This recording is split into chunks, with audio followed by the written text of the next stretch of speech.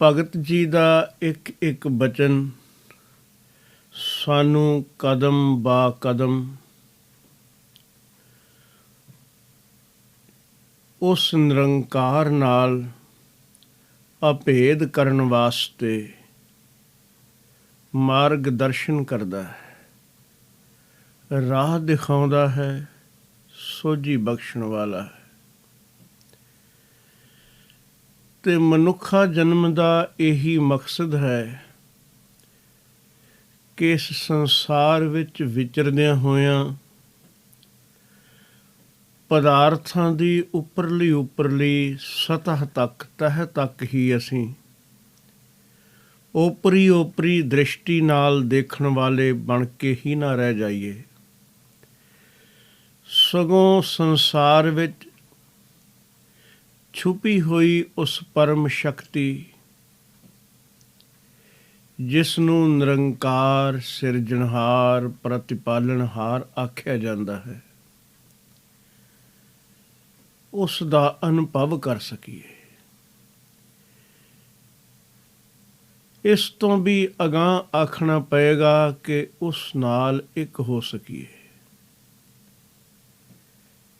ਜੇ ਕੋਈ ਬੂੰਦ ਸਾਗਰ ਤੋਂ ਅਲੱਗ ਰਹਿ ਕੇ ਆਪਣੀ ਹਸਤੀ ਦਾ ਐਲਾਨ ਕਰਦੀ ਰਹੇ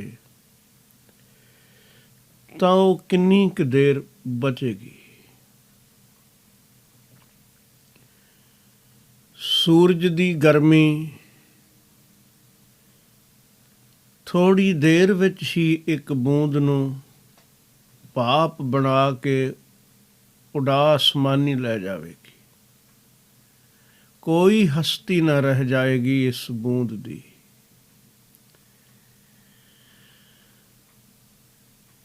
ਜੋ ਸਾਗਰ ਨਾਲ ਇੱਕ ਹੋ ਗਈ ਉਸ ਨੂੰ ਮਿਟਾਇਆ ਨਹੀਂ ਜਾ ਸਕਦਾ। ਇਉਂ ਹੀ ਅਗਰ ਅਸੀਂ ਇਸ ਸਰੀਰ ਦੀ ਹਸਤੀ ਨੂੰ ਹੀ ਸਤ ਮੰਨ ਬੈਠੇ ਤਾਂ ਬੂੰਦ ਵਾਲੀ ਹਾਲਤ ਹੋਵੇਗੀ। ਜੇ ਜੀਵਾਤਮਾ ਪਰਮਾਤਮਾ ਦਾ ਸੰਬੰਧ ਬਣ ਜਾਏ, ਹੈ ਤਾਂ ਸਾਗਰ ਵੀ ਬੂੰਦਾਂ ਦਾ ਸਮੂਹ, ਪਰ ਉਹ ਵੱਖਰੀਆਂ ਵੱਖਰੀਆਂ ਨਹੀਂ, ਇੱਕ ਰੂਪ ਹੋ ਗਈਆਂ ਹਨ। ਜੀਵਾਤਮਾ ਪਰਮਾਤਮਾ ਵਿੱਚ ਇੰਜ ਓਤ ਪ੍ਰੋਤ ਹੋ ਜਾਏ ਜਿਵੇਂ ਬੂੰਦ ਸਾਗਰ ਵਿੱਚ ਲੀਨ ਹੋ ਗਈ, ਤਾਂ ਜ਼ਿੰਦਗੀ ਜਿਉਣ ਦਾ ਇੱਕ ਆਨੰਦ ਹੀ ਹੋਰ ਹੈ। ਸਾਡੀ ਸਭ ਤੋਂ ਵੱਡੀ ਮੁਸ਼ਕਿਲ, ਜੇ ਇੰਜ ਕਹਿ ਲਿਆ ਜਾਏ ਕਿ ਸਾਰੀਆਂ ਮੁਸ਼ਕਿਲਾਂ ਦੀ ਬੁਨਿਆਦ ਜੜ ਇਹ ਹੈ ਕਿ ਅਸੀਂ ਆਪਣੇ ਆਪ ਨੂੰ ਇੱਕ ਵੱਖਰੀ ਹਸਤੀ ਮੰਨ ਬੈਠੇ ਹਾਂ। ਜੇ ਉਸ ਵਿੱਚ ਲੀਨ ਹੋਣ ਲਈ ਕੁਝ ਟਿਕਣਾ ਸਿੱਖ ਲਈਏ ਤਾਂ ਹੁਣੇ ਹੀ ਇੱਕ ਆਨੰਦ ਦੀ ਵਰਖਾ ਹੋ ਸਕਦੀ ਹੈ। ਜੋ ਸ਼ਕਤੀ ਵਰਤ ਰਹੀ ਹੈ ਉਸ ਵਿੱਚ ਮੈਲਟ ਹੋ ਜਾਣ ਦੀ, ਪਿਘਲ ਜਾਣ ਦੀ ਜ਼ਰੂਰਤ ਹੈ। ਸਾਡੀਆਂ ਸਾਰੀਆਂ ਚਿੰਤਾਵਾਂ, ਸਾਡੇ ਸਾਰੇ ਝੋਰੇ ਕਿਸੇ ਨਾ ਕਿਸੇ ਰੂਪ ਵਿੱਚ ਇਸ ਬੁਨਿਆਦ ਨਾਲ ਜੁੜੇ ਹੋਏ ਹਨ ਕਿ ਜੋ ਪ੍ਰਭੂ ਦੀ ਰਜ਼ਾ ਵਿੱਚ ਵਰਤ ਰਿਹਾ ਹੈ, ਅਸੀਂ ਉਸ ਵਿੱਚ ਰਾਜ਼ੀ ਨਹੀਂ। ਰਾਜ਼ੀ ਨਾ ਹੋਣਾ ਇਸ ਗੱਲ ਦਾ ਸਬੂਤ ਹੈ ਕਿ ਸਾਡੀ ਉਸ ਨਾਲ ਪ੍ਰੀਤ ਵਿੱਚ ਕੋਈ ਕਮੀ ਹੈ। ਜੇ ਪ੍ਰੀਤ ਹੋਵੇ, ਵਿਸ਼ਵਾਸ ਹੋਵੇ, ਇਹ ਵੀ ਪਤਾ ਹੋਵੇ ਕਿ ਕਰਨ ਕਰਾਵਣਹਾਰ ਉਹੀ ਹੈ, ਇਹ ਗੱਲ ਕੇਵਲ ਕਹਿਣ ਤੱਕ, ਸੁਣਨ ਤੱਕ ਸੀਮਿਤ ਨਾ ਹੋਵੇ, ਤਾਂ ਮਿੱਤਰ ਕਦੀ ਬੁਰਾ ਕਰਦਾ ਹੈ? ਫਿਰ ਪਰਮਾਤਮਾ ਮਿੱਤਰ ਹੋਵੇ ਔਰ ਬੁਰਾ ਕਰੇ, ਇਹ ਕਿਵੇਂ ਹੋ ਸਕਦਾ ਹੈ? ਭਗਤ ਪਰਮਾਤਮਾ ਦੀ ਹਰ ਰਜ਼ਾ ਵਿੱਚ ਰਾਜ਼ੀ ਰਹਿੰਦਾ ਹੈ। ਇਸ ਲਈ ਭਗਤ ਨੂੰ ਕਦੀ ਵੀ ਪਰੇਸ਼ਾਨ ਨਹੀਂ ਕੀਤਾ ਜਾ ਸਕਦਾ। ਜੇ ਮਨੁੱਖ ਨੇ ਪਰੇਸ਼ਾਨ ਹੋਣਾ ਹੀ ਹੈ ਤਾਂ ਇਸ ਲਈ ਲੱਖ ਬਹਾਨੇ ਨੇ। ਕਰਤਾ ਪੁਰਖ ਨੂੰ ਭੁਲਾ ਦੇਣ ਦੇ ਨਾਲ ਹੀ ਪਰੇਸ਼ਾਨੀਆਂ ਸ਼ੁਰੂ ਹੋ ਜਾਣਗੀਆਂ।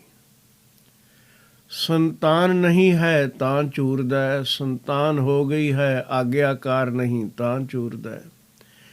ਹਾਲਾਂਕਿ ਕੌਣ ਸੰਤਾਨ ਕਿਸ ਦੀ ਕਦ ਬਣੀ, ਪਰ ਸਾਡੀਆਂ ਗੱਲਾਂ ਵਧੇਰੇ ਕਰਕੇ ਉਹੀ ਪਰਿਵਾਰ, ਕੁਟੁੰਬ, ਕਬੀਲੇ ਦੇ ਮੋਹ ਵਿੱਚ ਗ੍ਰਸੀਆਂ ਹੋਈਆਂ ਹੋਣਗੀਆਂ। ਈਮਾਨਦਾਰ ਅਸੀਂ ਖੁਦ ਵੀ ਨਹੀਂ। ਉਸੇ ਪਰਿਵਾਰ ਲਈ ਲੱਖ ਬੇਈਮਾਨੀਆਂ ਕਰਕੇ ਵੀ ਇਕੱਠਾ ਕਰਦੇ ਹਾਂ ਜਿਸ ਨੇ ਸਾਥੀ ਬਣਨਾ ਨਹੀਂ। ਫਿਰ ਪਰੇਸ਼ਾਨ ਹਾਂ ਤਾਂ ਇਸ ਵਿੱਚ ਦੋਸ਼ ਕਿਸੇ ਦੂਸਰੇ ਦਾ ਨਹੀਂ। ਹੁਣ ਇਹ ਖਿਆਲ ਛੱਡ ਦਿਓ। ਸਤਿਗੁਰੂ ਦੀ ਬਾਣੀ ਸਾਨੂੰ ਬਾਰ-ਬਾਰ ਸਮਝਾਉਂਦੀ ਹੈ ਕਿ ਦੁਨੀਆ ਦੇ ਰਿਸ਼ਤੇ ਨਾਤੇ ਪਿਆਰੇ ਹਨ ਪਰ ਸੰਸਾਰ ਤੱਕ ਸੀਮਤ। ਤੇਰੇ ਕਰਮ ਦਾ ਹਿਸਾਬ ਤੂੰ ਦੇਣਾ। ਹਿਸਾਬ ਦੇਣਾ ਵੀ ਅਗਾਂਹ ਦੀ ਗੱਲ। ਤੂੰ ਹੁਣ ਪਰੇਸ਼ਾਨ ਹੈ। ਜ਼ਿੰਦਗੀ ਪਰੇਸ਼ਾਨ ਹੋਣ ਵਾਸਤੇ ਤਾਂ ਮਿਲੀ ਨਹੀਂ। ਕੋਈ ਵੀ ਵਿਅਕਤੀ ਕਿਸੇ ਵੀ ਹਾਲਾਤ ਵਿੱਚ ਕਿਸੇ ਵੀ ਵੇਲੇ ਪਰੇਸ਼ਾਨ ਵੀ ਹੋ ਸਕਦਾ ਹੈ। ਉਹਨਾਂ ਹੀ ਹਾਲਾਤਾਂ ਵਿੱਚ ਆਪਣੇ ਚਿੱਤ ਦੀ ਅਵਸਥਾ ਨੂੰ ਬਦਲ ਲਿਆ ਜਾਏ ਤਾਂ ਉਹ ਆਨੰਦਿਤ ਵੀ ਹੋ ਸਕਦਾ ਹੈ। ਕੇਵਲ ਮਨ ਦਾ ਰੁਖ ਬਦਲਣ ਦੀ ਜ਼ਰੂਰਤ ਹੈ, ਸਮਝ ਦੀ ਜ਼ਰੂਰਤ ਹੈ। ਕਬੀਰ ਸਾਹਿਬ ਜੀ ਸਾਨੂੰ ਐਸੀ ਜੁਗਤ ਸਮਝਾ ਰਹੇ ਹਨ ਜਿਸ ਜੁਗਤ ਨੂੰ ਅਪਣਾਇਆ ਹੋਇਆ ਅਸੀਂ ਉਸ ਆਪਣੇ ਮੂਲ ਨਾਲ ਇੱਕ ਹੋ ਸਕੀਏ। ਬੂੰਦ ਬੂੰਦ ਨਾ ਰਹੇ ਸਾਗਰ ਹੋ ਜਾਏ ਤੇ ਇਸ ਨੂੰ ਕੋਈ ਵੀ ਚਿੰਤਾ, ਪਰੇਸ਼ਾਨੀ, ਕਾਲ ਦਾ ਭਉ ਹਰਗਿਜ਼ ਨਾ ਵਿਆਪੇ। ਲੇਕਿਨ ਇੱਕ ਗੱਲ ਪੱਕੇ ਤੌਰ ਤੇ ਚੇਤੇ ਰੱਖਣ ਵਾਲੀ ਹੈ ਕਿ ਧਰਮ ਗੱਲਾਂ ਨਾਲ ਨਹੀਂ ਕਮਾਇਆ ਜਾਂਦਾ। ਦਰਅਸਲ ਤਾਂ ਕੋਈ ਵੀ ਕੰਮ ਕੇਵਲ ਗੱਲਾਂ ਨਾਲ ਨਹੀਂ ਹੁੰਦਾ। ਭੁੱਖ ਲੱਗੀ ਹੈ, ਤੜਪ ਰਹੇ ਹੋ ਭੁੱਖ ਨਾਲ ਤੇ ਕੋਈ ਭੋਜਨ ਦੀਆਂ ਗੱਲਾਂ ਕਰਦਾ ਰਹੇ, ਤ੍ਰਿਪਤੀ ਨਾ ਮਿਲੇਗੀ। ਪਿਆਸੇ ਹੋ, ਜ਼ਰੂਰਤ ਪਾਣੀ ਪੀਣ ਦੀ ਹੈ, ਪਾਣੀ ਦੀਆਂ ਗੱਲਾਂ ਦੀ ਨਹੀਂ। ਹਾਂ, ਗੱਲਾਂ ਕੀਮਤੀ ਨੇ। ਖਬਰ ਮਿਲਦੀ ਹੈ ਪਾਣੀ ਦਾ ਸਰੋਤ ਕਿੱਥੇ ਹੈ, ਚਸ਼ਮੇ ਕਿੱਥੋਂ ਵਹਿੰਦੇ ਨੇ, ਕਿੱਥੋਂ ਮਿਲੇਗਾ, ਕਿੰਜ ਮਿਲੇਗਾ, ਕਿਵੇਂ ਪ੍ਰਾਪਤ ਕਰਾਂ। ਇਸ ਪੱਖ ਤੋਂ ਇਹ ਗੱਲਾਂ ਕੀਮਤੀ ਨੇ। ਲੇਕਿਨ ਕੋਈ ਆਦਮੀ ਨਕਸ਼ੇ ਲੈ ਕੇ ਹੀ ਬੈਠਾ ਰਹੇ, ਚਰਚਾ ਹੀ ਰਸਤਿਆਂ ਦੀ ਕਰਦਾ ਰਹੇ, ਚੱਲੇ ਇੱਕ ਕਦਮ ਵੀ ਨਾ, ਉਹ ਪਿਆਸਾ ਮਰ ਜਾਏ ਤਾਂ ਦੋਸ਼ ਕਿਸੇ ਦੂਸਰੇ ਦਾ ਨਹੀਂ। ਭਾਈ ਗੁਰਦਾਸ ਜੀ ਦੇ ਕੀਮਤੀ ਬਚਨ ਹਨ। ਪੂਛਤ ਹੈ ਪਥਿਕ ਤਿਹ ਮਾਰਗ ਨਾ ਤਰੈ ਪਗ, ਪ੍ਰੀਤਮ ਕੇ ਦੇਸ਼ ਕੈਸੇ ਬਾਤਨ ਸੇ ਜਾਈਏ। पूछत है वैद खात औषधि न संजम से, कैसे मिटे रोग सुख सहज समाइए। वैद पासों हर रोज़ पुछो कि ऐ मेरी बीमारी है, वो इलाज भी दसे, दारू भी देवे। उस दारू नूं सजा के पड़छत्ती ते शैल्फ ते रख लो, नमस्कार भी रोज़ करो बेशक, लेकिन परहेजगार बन के उसका इस्तेमाल न करो, रोग नहीं मिटेगा। धर्म की दुनिया विच असीं करीब करीब अजिहा करते हाँ। ਸਿਰ ਝੁਕਾਉਂਦੇ ਹਾਂ, ਗੱਲਾਂ ਕਰਦੇ ਹਾਂ, ਕਮਾਉਂਦੇ ਕੁਝ ਵੀ ਨਹੀਂ। ਕਬੀਰ ਜੀ ਦੇ ਅੱਜ ਦੇ ਬਚਨ ਸਾਨੂੰ ਕਮਾਉਣ ਦੀ ਪ੍ਰੇਰਨਾ ਕਰ ਰਹੇ ਹਨ। ਅਗਰ ਕਦਮ ਬਾ ਕਦਮ ਯਾਤਰਾ ਉਵੇਂ ਕੀਤੀ ਜਿਵੇਂ ਕਬੀਰ ਜੀ ਨੇ ਦਰਸਾਇਆ ਹੈ ਤਾਂ ਮੰਜ਼ਿਲ ਦੂਰ ਨਹੀਂ। ਇਹ ਕੋਈ ਬਾਹਰ ਦੀ ਯਾਤਰਾ ਥੋੜ੍ਹੀ ਹੈ। ਮਨ ਦੀ ਸਥਿਤੀ ਨੂੰ ਬਦਲਣਾ ਹੈ ਔਰ ਇੱਕ ਪਲ ਵਿੱਚ ਵੀ ਬਦਲੀ ਜਾ ਸਕਦੀ ਹੈ। ਜੇ ਕੌਡੇ ਵਰਗੇ ਮਨੁੱਖ ਦੀ ਬਦਲੀ ਜਾ ਸਕਦੀ ਹੈ, ਸਾਡੀ ਕਿਉਂ ਨਹੀਂ? ਅਸੀਂ ਤਾਂ ਬੰਦੇ ਤਲ ਕੇ ਨਹੀਂ ਖਾਧੇ। ਅਸੀਂ ਤਾਂ ਧਰਮਸ਼ਾਲਾ ਬਣਾ ਕੇ ਲੋਕਾਂ ਨੂੰ ਲੁੱਟਿਆ ਨਹੀਂ ਸੱਜਣ ਦੀ ਤਰ੍ਹਾਂ। ਉਹ ਬਦਲ ਸਕਦਾ ਹੈ। ਇਹ ਇਤਿਹਾਸ ਦੇ ਪੰਨੇ ਦਰਅਸਲ ਸਾਨੂੰ ਸਬਕ ਦੇ ਰਹੇ ਨੇ। ਹਾਂ, ਅਸੀਂ ਸੁਣੀਏ ਹੀ ਨਾ, ਕਮਾਈਏ ਹੀ ਨਾ, ਤਾਂ ਫਿਰ ਭਾਵੇਂ ਸਦੀਆਂ ਤੱਕ ਕੋਈ ਮਨੁੱਖ ਜੀਵੇ ਔਰ ਗੱਲਾਂ ਧਰਮ ਦੀਆਂ ਕਰਦਾ ਰਹੇ, ਧਰਮੀ ਨਹੀਂ ਬਣ ਸਕੇਗਾ।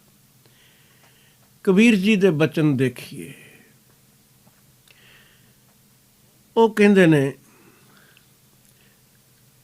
ਕਬੀਰ ਰੋੜਾ ਹੋਏ ਰਹੋ बाट का, तज मन का अभिमान, ऐसा कोई दास होए ताहे मिले ਭਗਵਾਨ।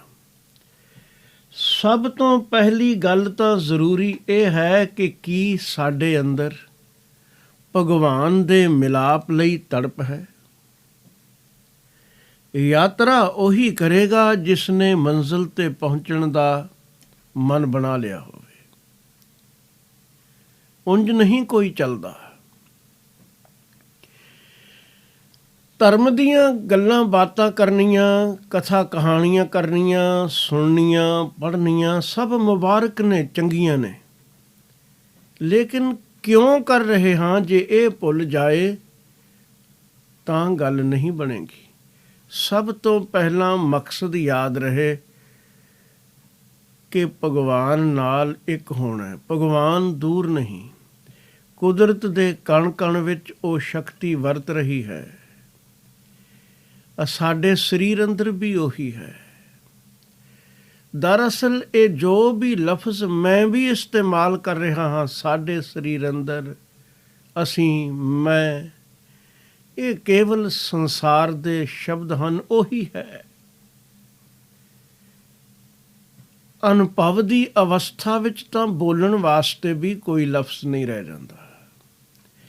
ਇਹ ਮਾਨਣ ਦੀ ਬਾਤ ਹੈ।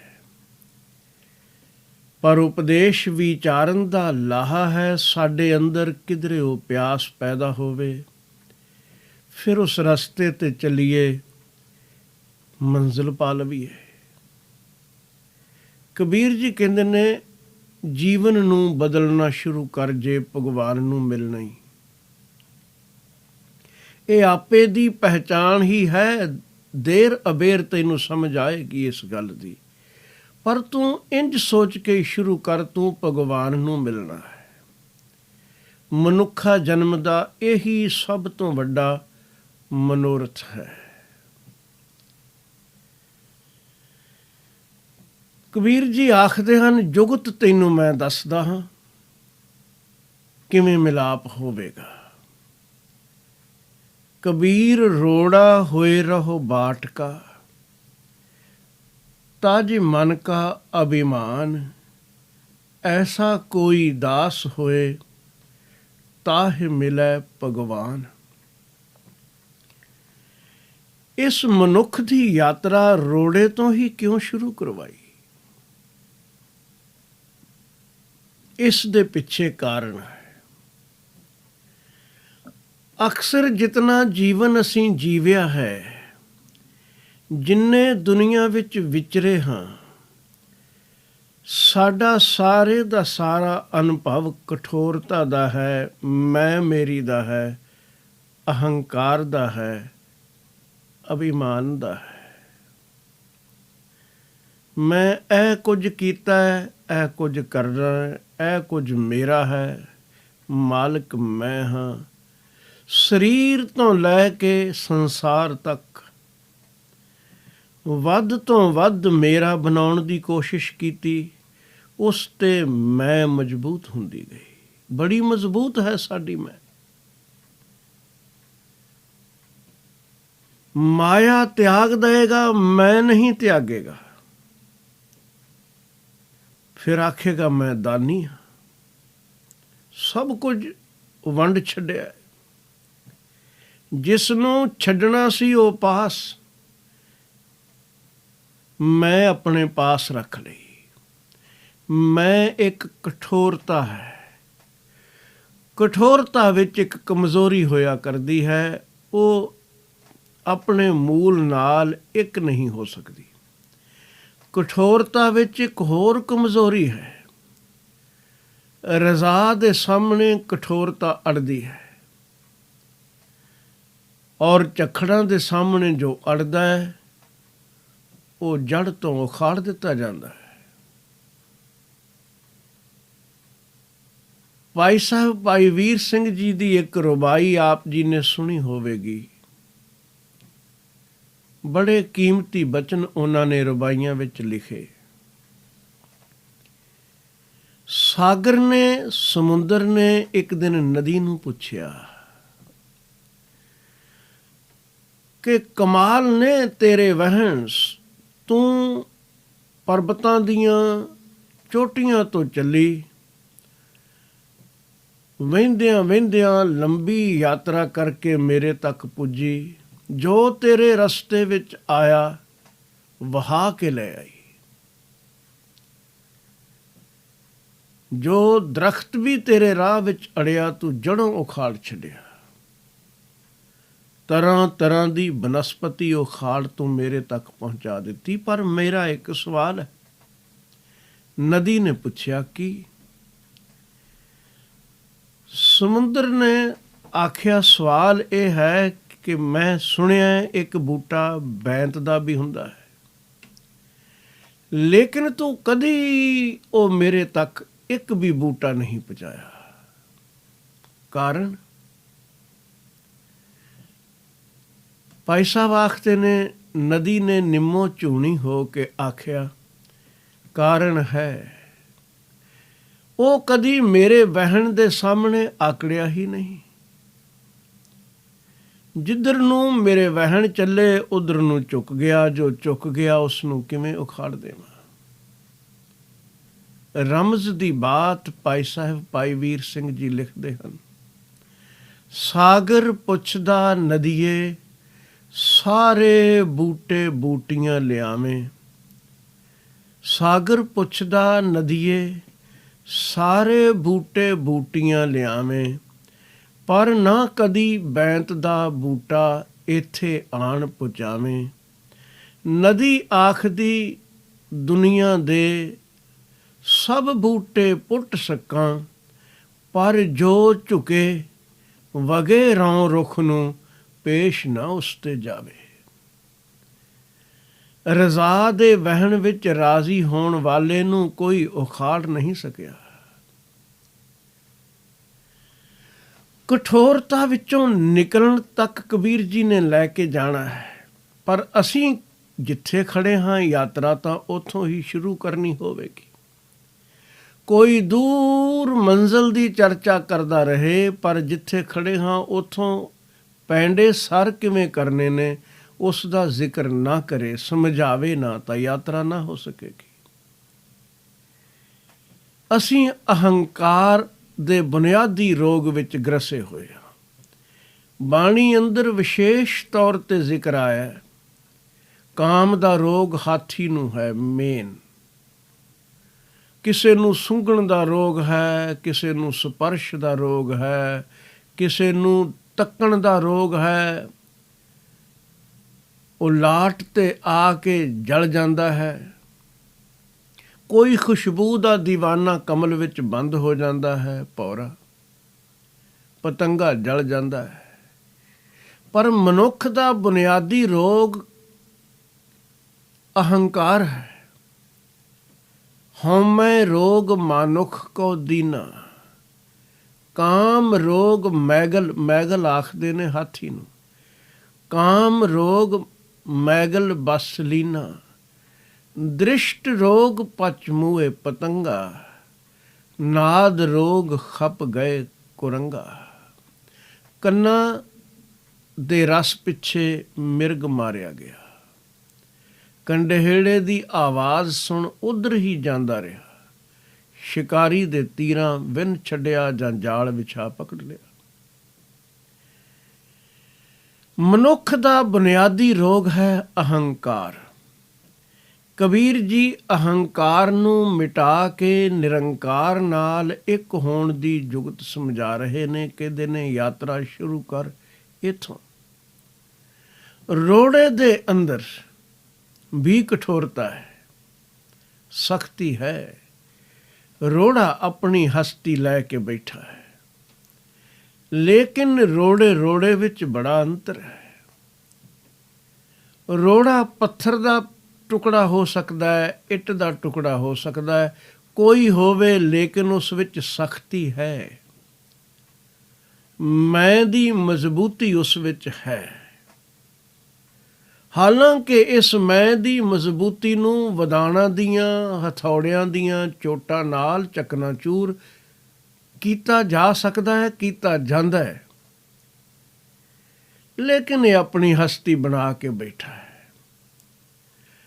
ਪੱਥਰ ਵੱਡੇ ਆਕਾਰ ਵਿੱਚ ਰੋੜਾ ਹੋਵੇ, ਪੱਥਰ ਬਣ ਗਿਆ, ਥੋੜਾ ਖੂਬਸੂਰਤੀ ਦੇ ਦਿੱਤੀ, ਮਹੱਲ ਦੇ ਸਿਖਰ ਤੇ ਲਗਾ ਦਿੱਤਾ, ਉੱਪਰ ਲਿਖ ਦਿੱਤਾ ਨਾ। ਉਹ ਵੀ ਹੰਕਾਰ ਦੀ ਘੋਸ਼ਣਾ ਕਰਨ ਵਾਸਤੇ ਸੀ।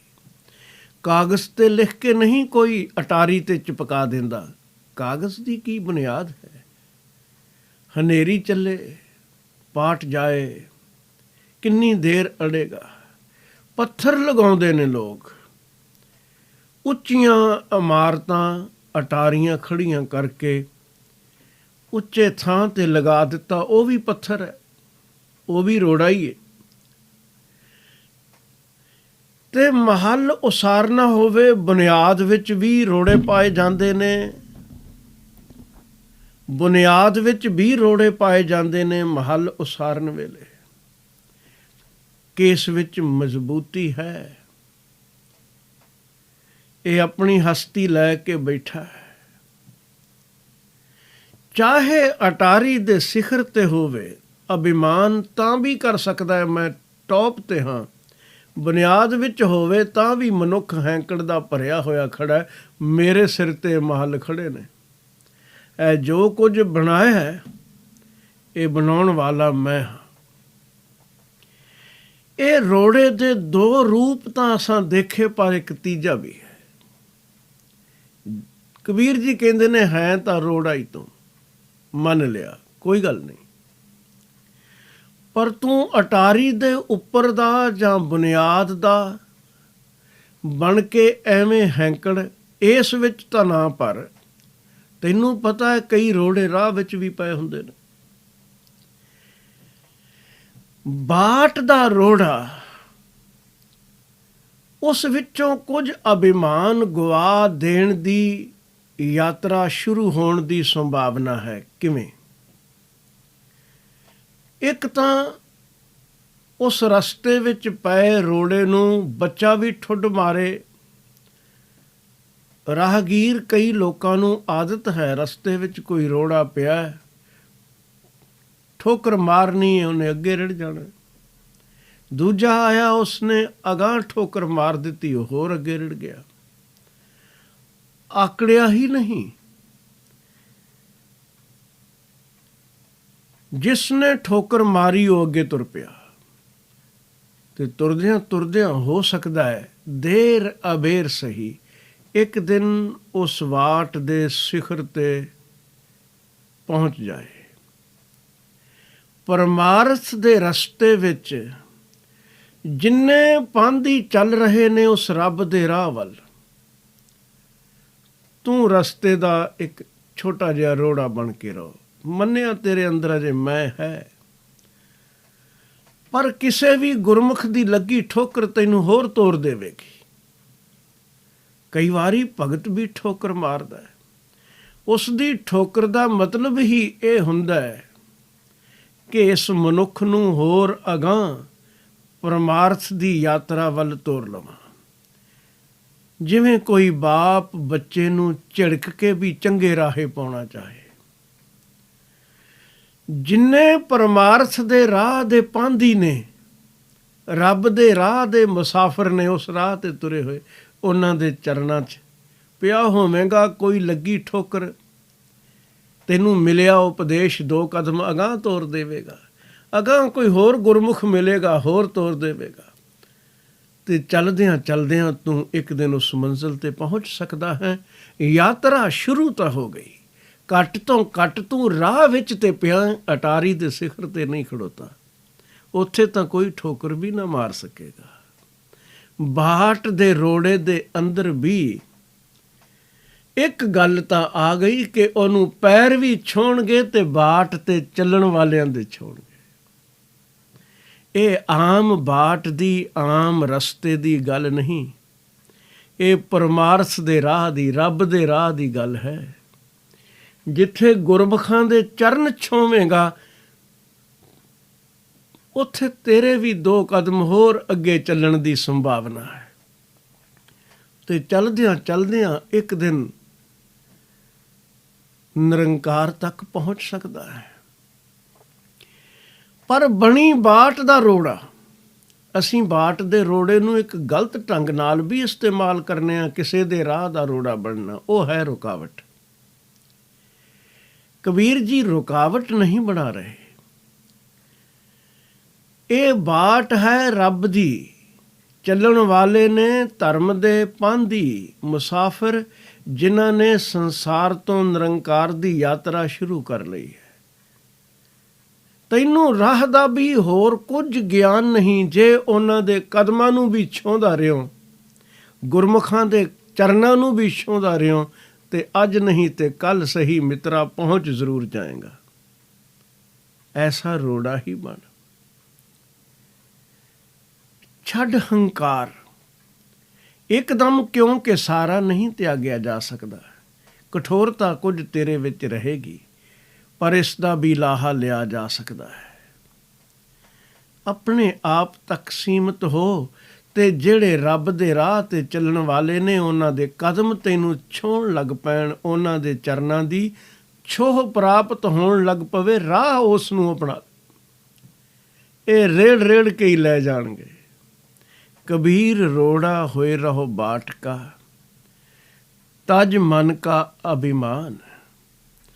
मन ਦਾ ਹੰਕਾਰ ਛੱਡ ਕਿ ਬਹੁਤ ਉੱਚੀਆਂ ਅਟਾਰੀਆਂ ਦਾ ਮਾਲਕ ਹੈ, ਕਿ ਉੱਚਾ ਦਿਖੇ ਨਹੀਂ। ਜਿੱਥੇ ਕਦਮ ਟਿਕਣੇ ਨੇ ਉੱਥੇ ਆ ਜਾ।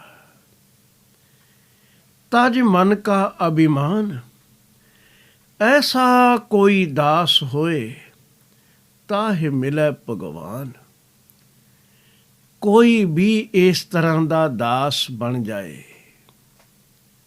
ਸੇਵਕ ਬਣ ਜਾਏ, ਕਿ ਰੱਬ ਦੇ ਪਿਆਰਿਆਂ ਦੇ ਚਰਨਾਂ ਦੀ ਛੋਹ ਪ੍ਰਾਪਤ ਹੋਣੀ ਸ਼ੁਰੂ ਹੋ ਜਾਏ। ਮਨੁੱਖ ਝੁਕਣ ਲਈ ਤਿਆਰ ਕਿੱਥੇ ਹੈ? ਝੁਕਦਾ ਵੀ ਹੈ ਤਾਂ ਪਾਖੰਡ ਦੇ ਅੱਗੇ। ਗੁਰਮੁਖ ਦੀ ਕੋਈ ਪਹਿਚਾਣ ਥੋੜ੍ਹੀ ਹੈ ਇਸ ਨੂੰ। ਭੇਖ ਅੱਗੇ ਝੁਕਦਾ ਹੈ? ਨਹੀਂ। ਪਾਖੰਡ ਅੱਗੇ ਝੁਕੋਗੇ ਤਾਂ ਕਿਸੇ ਨਾ ਕਿਸੇ ਰੂਪ ਵਿੱਚ ਇੱਕ ਦਿਨ ਪਾਖੰਡੀ ਬਣ ਸਕੋਗੇ। ਪਰਮਾਰਥੀ ਨਹੀਂ। ਪਰਮਾਰਥ ਦਾ ਰਸਤਾ ਹੋਰ ਹੈ।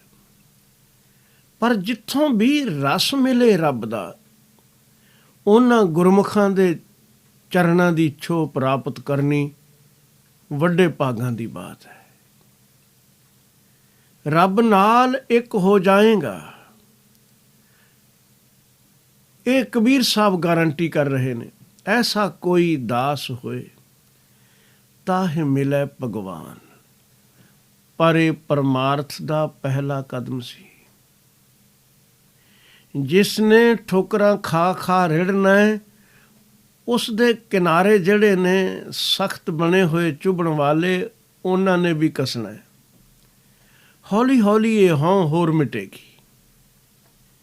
ਫਿਰ ਤੈਨੂੰ ਇੱਕ ਹੋਰ ਮਿਸਾਲ ਕਬੀਰ ਸਾਹਿਬ ਕਹਿੰਦੇ ਨੇ, ਮੈਂ ਦੇ ਕੇ ਸਮਝਾਉਂਦਾ। ਯਾਤਰਾ ਸ਼ੁਰੂ ਕੀਤੀ ਰੋੜੇ ਤੋਂ। ਇਸੇ ਰਾਹ ਵਿੱਚ ਧੂੜ ਵੀ ਹੈ। ਇਹ ਵੀ ਖਿਆਲ ਰੱਖਣ ਦੀ ਜ਼ਰੂਰਤ ਹੈ। ਕੋਈ ਪਾਂਧੀ ਨੰਗੇ ਪੈਰੀਂ ਚੱਲਦਾ ਹੈ, ਕੋਈ ਬੱਚਾ ਜਾ ਰਿਹਾ ਹੈ, ਬੇਧਿਆਨੀ ਨਾਲ ਕੋਈ ਚੱਲ ਰਿਹਾ ਹੈ, ਉਸ ਦੇ ਪੈਰ ਨੂੰ ਰਸਤੇ ਵਿੱਚ ਪਿਆ ਰੋੜਾ ਟਕਰਾ ਜਾਏ, ਚੋਟ ਪਹੁੰਚ ਜਾਂਦੀ ਹੈ। ਹਾਲਾਂਕਿ ਇਸ ਰੋੜੇ ਨੇ ਇਹ ਚੋਟ ਜਾਣ ਕੇ ਨਹੀਂ ਪਹੁੰਚਾਈ। ਜੋ ਰਸਤੇ ਵਿੱਚ ਟਿਕ ਗਿਆ ਹੈ, ਠੋਕਰਾਂ ਖਾ ਕੇ ਵੀ ਅਗਾਂਹ ਵਧਣਾ ਚਾਹੁੰਦਾ ਹੈ, ਉਹ ਜਾਣ ਕੇ ਠੋਕਰ ਤਾਂ ਨਹੀਂ ਮਾਰੇਗਾ। ਰਸਤੇ ਦੇ ਕਿਸੇ ਰੋੜੇ ਨੇ ਕਦੀ ਵੀ ਜਾਣ ਬੁੱਝ ਕੇ ਕਿਸੇ ਨੂੰ ਠੋਕਰ ਮਾਰੀ ਨਹੀਂ। ਇੱਕ ਵੀ ਐਸਾ ਰੋੜਾ ਨਾ ਦੱਸ ਸਕੋਗੇ। ਹਾਂ, ਉਹ ਖਬਰ ਇਸ ਗੱਲ ਦੀ ਹੈ, ਜੇ ਠੋਕਰ ਲੱਗੀ ਹੈ, ਚੋਟ ਲੱਗੀ ਹੈ, ਕਿ ਕੋਈ ਆਦਮੀ ਬੇਧਿਆਨੀ ਨਾਲ ਚੱਲ ਰਿਹਾ ਹੈ। ਇਹ ਉਸ ਦਾ ਕਸੂਰ ਹੈ। ਦੋਸ਼ ਤੁਰਨ ਵਾਲੇ ਦਾ ਹੈ, ਰੋੜੇ ਦਾ ਨਹੀਂ। ਬਿਨਾਂ ਦੇਖੇ ਜੋ ਚੱਲੇਗਾ ਉਹ ਠੋਕਰ ਖਾ ਜਾਏ, ਇਹ ਸੁਭਾਵਕ ਹੈ। ਰੱਬ ਨੇ ਨੇਤਰ ਦਿੱਤੇ ਨੇ, ਦੇਖ ਕੇ ਚੱਲ। ਸਧਾਰਨ ਵਿਅਕਤੀ ਜਿਸ ਨੂੰ ਸਮਝ ਨਹੀਂ, ਠੋਕਰ ਉਹ ਖਾਂਦਾ ਹੈ, ਜਾਂ ਜਿਸ ਦੇ ਨੇਤਰ ਨਹੀਂ, ਉਸ ਨੂੰ ਦਿਖਾਈ ਨਹੀਂ ਦਿੱਤਾ। ਉਸ ਵਿਚਾਰੇ ਦੇ ਹੱਥ ਵਿੱਚ ਟੋਣੀ ਵੀ ਨਹੀਂ ਸੀ, ਕਿਸੇ ਦਾ ਪੱਲਾ ਵੀ ਨਹੀਂ ਸੀ ਪਕੜਿਆ, ਠੋਕਰ ਖਾ ਗਿਆ। ਪਰ ਕੋਈ ਨਾ ਕੋਈ ਕਮਜ਼ੋਰੀ ਠੋਕਰ ਖਾਣ ਵਾਲੇ ਵਿੱਚ ਆਪਣੀ ਹੈ। ਰੋੜੇ ਦਾ ਇਸ ਵਿੱਚ ਦਰਅਸਲ ਤਾਂ ਕੋਈ ਦੋਸ਼ ਨਹੀਂ। ਤੇ ਜਿਸ ਨੇ ਜਾਣਬੁੱਝ ਠੋਕਰ ਮਾਰਨੀ ਹੈ, ਉਸ ਨੇ ਆਪਣੇ ਪੈਰ ਸੁਰੱਖਿਅਤ ਕੀਤੇ ਹੋਏ ਨੇ, ਉਸ ਨੂੰ ਅਗਾਂਹ ਰੇੜਨਾ, ਉਸ ਨੂੰ ਨੁਕਸਾਨ ਹੋਣਾ ਕੋਈ ਨਹੀਂ। ਪਰ ਕਬੀਰ ਜੀ ਕਹਿੰਦੇ ਨੇ, ਜੇ ਇਸ ਅਵਸਥਾ ਪਹਿਲੀ ਤੇ ਪਹੁੰਚ ਜਾਏ ਤੇ ਇੱਕ ਕਦਮ ਹੋਰ ਅੱਗੇ ਤੁਰ। ਬੇਧਿਆਨੀ ਨਾਲ ਚੱਲਣ ਵਾਲੇ ਕਿਸੇ ਮੁਸਾਫਰ ਨੂੰ ਵੀ ਤੇਰੇ ਤੋਂ ਚੋਟ ਨਾ ਪੁੱਜੇ। ਕੋਈ ਨੇਤਰ ਤੋਂ ਹੀਣ ਵਿਅਕਤੀ ਵੀ, ਜਿਸ ਨੂੰ ਨਹੀਂ ਦਿਖਾਈ ਦਿੰਦਾ, ਉਹ ਵੀ ਚੱਲ ਰਿਹਾ ਹੋਵੇ ਰਸਤੇ ਵਿੱਚ, ਕੋਈ ਬੱਚਾ ਵੀ ਜਾ ਰਿਹਾ ਹੋਵੇ, ਕੋਈ ਗਰੀਬੜਾ ਨੰਗੇ ਪੈਰੀ ਜਾਂਦਾ ਹੋਵੇ, ਤੇ ਹੋਵੇ ਵੀ ਬੇਧਿਆਨਾ, ਤਾਂ ਵੀ ਤੇਰੇ ਤੋਂ ਉਸ ਨੂੰ ਚੋਟ ਤਾਂ ਨਾ ਪੁੱਜੇ। ਇਹ ਭਗਤੀ ਦਾ ਮਾਰਗ ਹਰ ਵੇਲੇ ਆਪਣੇ ਆਪ ਤੇ ਸੋਚਣ ਲਈ ਮਜਬੂਰ ਕਰਦਾ ਹੈ। ਜਿਵੇਂ ਜਿਵੇਂ ਤੁਸੀਂ ਸੁਰਤੀ ਨੂੰ ਇਸ ਪਾਸੇ ਲਗਾਓਗੇ, ਬਾਰੀਕੀਆਂ ਆਉਂਦੀਆਂ ਜਾਣਗੀਆਂ। ਜਿੱਥੇ ਪੁੱਜੇ ਹਾਂ, ਇੱਥੋਂ ਹੋਰ ਬਾਰੀਕੀ ਕਿਵੇਂ ਬਣੇ। ਆਪਣੀਆਂ ਕਮਜ਼ੋਰੀਆਂ ਦਿਖਾਈ ਦਿੰਦੀਆਂ ਨੇ, ਆਦਮੀ ਦੂਰ ਕਰ ਲਏਗਾ। ਰੋੜੇ ਅੰਦਰ ਕੁਝ ਕਠੋਰਤਾ ਤਾਂ ਸੀ। ਇਹ ਕਠੋਰਤਾ ਗੁਣ ਵੀ ਸੀ। ਰਿੜ ਵੀ ਤਾਂ ਹੀ ਸਕਿਆ ਹੈ ਠੋਕਰ ਲੱਗਣ ਤੇ, ਜੇ ਕੁਝ ਸਖਤੀ ਸੀ ਅੰਦਰ। ਲੇਕਿਨ ਕਿਉਂਕਿ ਇੱਕ ਸੰਭਾਵਨਾ ਵੀ ਸੀ, ਬੇਧਿਆਨੀ ਨਾਲ ਚੱਲਣ ਵਾਲਿਆਂ ਨੂੰ ਕੋਈ ਠੋਕਰ ਪਹੁੰਚਾ ਦੇਵੇ। ਹਾਲਾਂਕਿ ਇਸ ਨੇ ਜਾਣ ਕੇ ਨਹੀਂ ਪਹੁੰਚਾਈ। ਰੱਬ ਦੇ ਰਾਹ ਦਾ ਜਿਹੜਾ ਰੋੜਾ ਵੀ ਬਣ ਗਿਆ ਨਾ, ਉਹ ਵੀ ਜਾਣ ਬੁੱਝ ਕੇ ਕਿਸੇ ਨੂੰ ਠੋਕਰ ਨਹੀਂ ਮਾਰਦਾ, ਕਦੀ ਨਹੀਂ। ਹਾਂ, ਕੋਈ ਬੇਧਿਆਨੀ ਨਾਲ ਚੱਲਣ ਵਾਲਾ ਟਕਰਾ ਜਾਏ ਤਾਂ ਇਹ ਗੱਲ ਵੱਖਰੀ ਹੈ। ਕਬੀਰ ਜੀ ਕਹਿੰਦੇ ਨੇ, ਹੁਣ ਇਸ ਤੋਂ ਵੀ ਥੋੜਾ ਅਗਾਂਹ ਵਧ।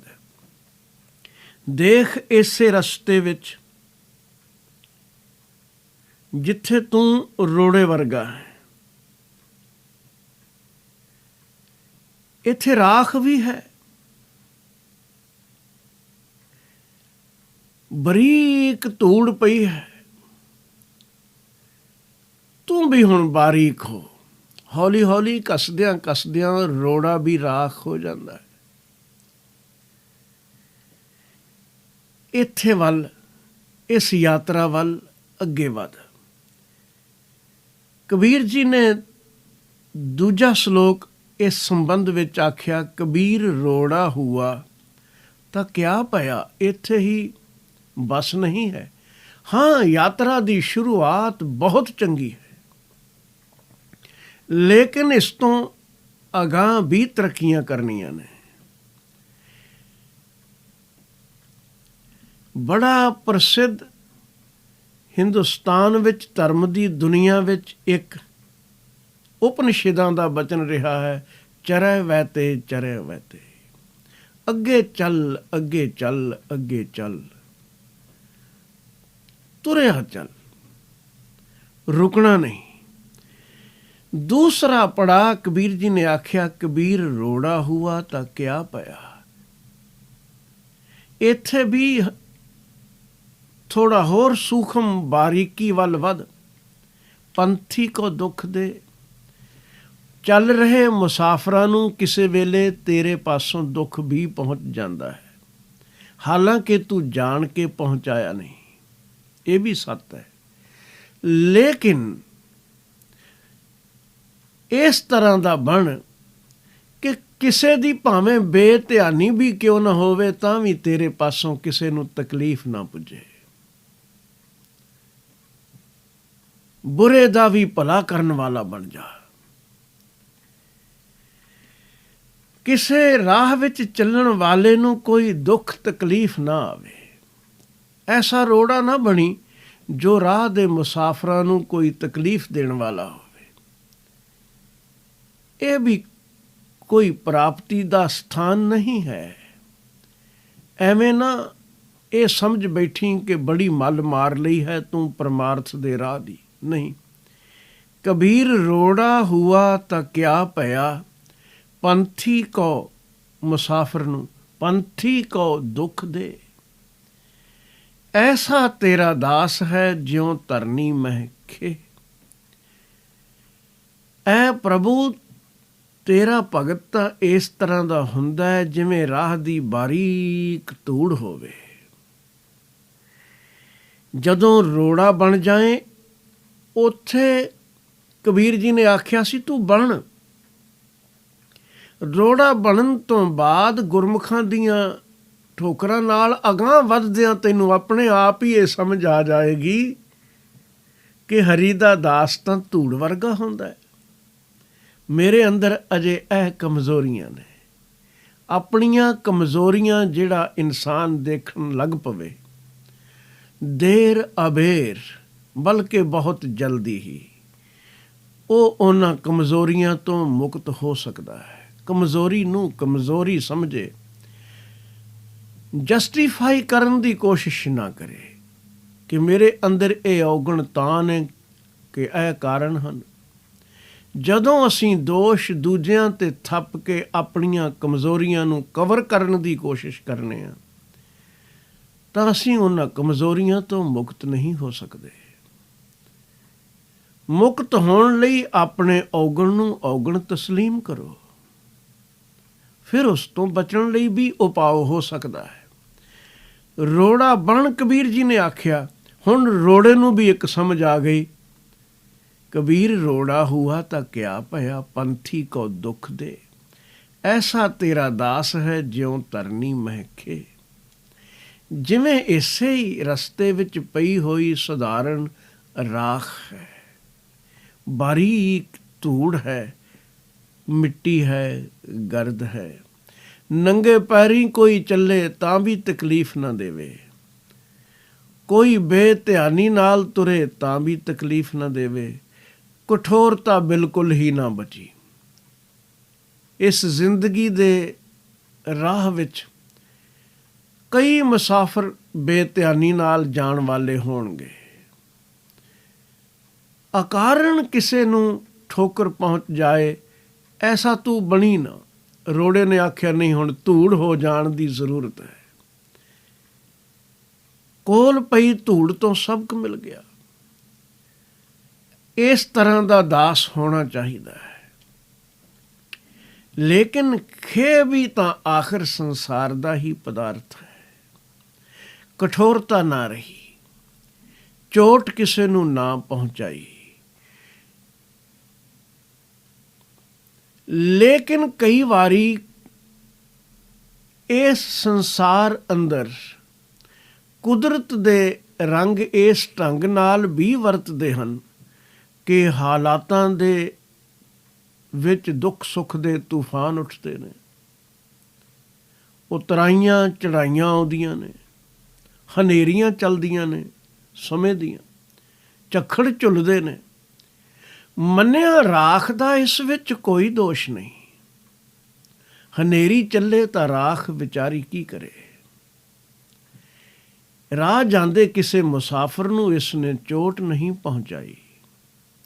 ਰੋੜੇ ਨਾਲੋਂ ਇੱਕ ਕਦਮ ਅੱਗੇ ਹੋਈ, ਲੇਕਿਨ ਰੋੜੇ ਤੋਂ ਰਾਖ ਬਣੀ ਹੋਈ ਇਹ ਰਾਖ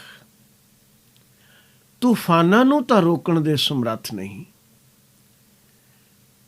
ਹਾਲਾਤ ਬਦਲੇ, ਝੱਖੜ ਝੁੱਲੇ, ਇਹ ਗਰਦ ਵਿਚਾਰੀ ਹਲਕੀ ਸੀ, ਇਹ ਉੱਡ ਖੜੀ ਹੋਈ, ਹਵਾਵਾਂ ਉਡਾ ਲਈ। ਉੱਡਣ ਤੋਂ ਬਾਅਦ ਪਰਮਾਰਥ ਦੇ ਰਸਤੇ ਵਿੱਚ ਚੱਲਣ ਵਾਲਾ ਵਿਅਕਤੀ ਨਾ ਜਾਣ ਕੇ ਕਿਸੇ ਨੂੰ ਠੋਕਰ ਮਾਰਦਾ ਹੈ। ਕੇਵਲ ਉਸ ਰਾਹ ਵੱਲ ਇੱਕ ਕਦਮ ਵੀ ਜੋ ਤੁਰਿਆ, ਇੱਕ ਕਦਮ ਵੀ ਜੋ ਤੁਰਿਆ, ਉਹ ਨਾ ਕਿਸੇ ਨੂੰ ਠੋਕਰ ਮਾਰਦਾ ਹੈ, ਨਾ ਜਾਣ ਕੇ ਉੱਡਦਾ ਹੀ ਏ ਕਿ ਕਿਸੇ ਦੀਆਂ ਅੱਖਾਂ ਵਿੱਚ ਪੈ ਕੇ ਦਿਖਾਈ ਦੇਣੋਂ ਉਸ ਨੂੰ ਰੋਕ ਦੇਵੇ, ਉਸ ਦੇ ਕੱਪੜੇ ਖਰਾਬ ਕਰ ਦੇਵੇ। ਧੂੜ ਦਾ ਇਸ ਵਿੱਚ ਦੋਸ਼ ਕੋਈ ਨਹੀਂ। ਖਿਆਲ ਰੱਖਣਾ, ਰੱਬ ਦੇ ਰਾਹ ਵਿੱਚ ਤੁਰਨ ਵਾਲਾ ਜਾਣ ਬੁੱਝ ਕੇ ਕਿਸੇ ਨੂੰ ਕਿਸੇ ਵੀ ਪ੍ਰਕਾਰ ਦੀ ਤਕਲੀਫ ਨਹੀਂ ਪਹੁੰਚਾਏਗਾ।